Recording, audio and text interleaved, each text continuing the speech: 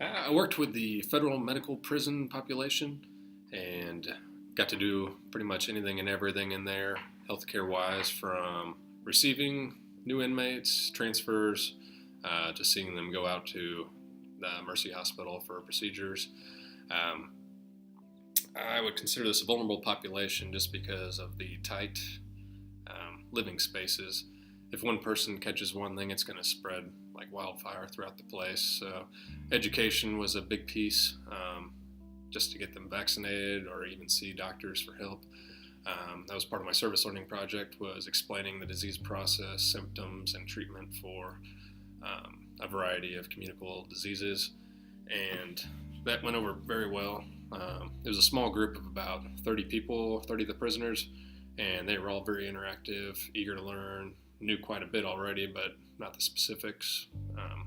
So pretty much by the time I was done, they all thought they were sick, but they, I don't know, seemed very responsive and would probably take better advantage of their nonstop medical treatment, which was one of their strengths in the prison, is that there's medical, that's the main reason they're there, is for long-term illnesses. Some are short-term too, so they have doctors, nurses, psychologists, pretty much anything you can think of.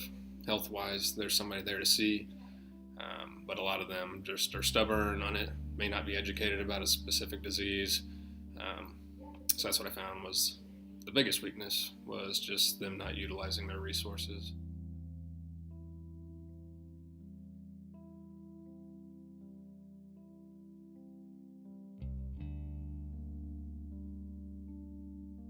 So I worked with the DYS facility in Mount Vernon this semester, and it was a great opportunity for me to learn more about how the community of Springfield is working with troubled youth. The facility is a locked facility, works kind of like dorms, and they have 3 separate dorms that the kids stay in, and there's about 30 total kids, and each of them stay in those dorms, and they go through kind of a normal school routine, and they have a little bit of extra added therapy sessions and things that they do to work with the kids. And from what I saw during my time there, the facility worked to kind of rehabilitate the kids into getting back into the community and learning how to work to better their lives. I would consider this population vulnerable because of the situations that they were in and will go back to once they leave the facility. It can be very dangerous for those kids. I've seen a lot of them with substance abuse problems, a lot of abuse, ranging from physical, emotional, to sexual, and it can be very hard for those kids. So it's honestly, I didn't realize how great the DOS facility would be for the children until I worked with them for the semester.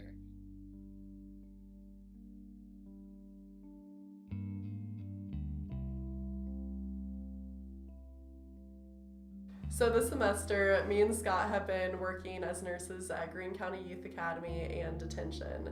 Scott was the official nurse and taught things about blood pressure and how to take heart rate and stuff like that. And I was the weird hippie nurse and taught yoga, meditation, and nutrition.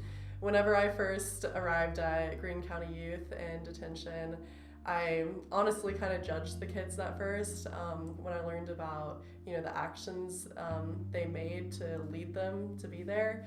But after I got to know them, I realized, they're good kids. They just made a bad choice. And once you get to know about their background and their home life and the situations they've been in, it's easier to see where they're coming from. Even though it doesn't make their actions right, it's a lot easier to empathize and realize why they made the decisions that they made.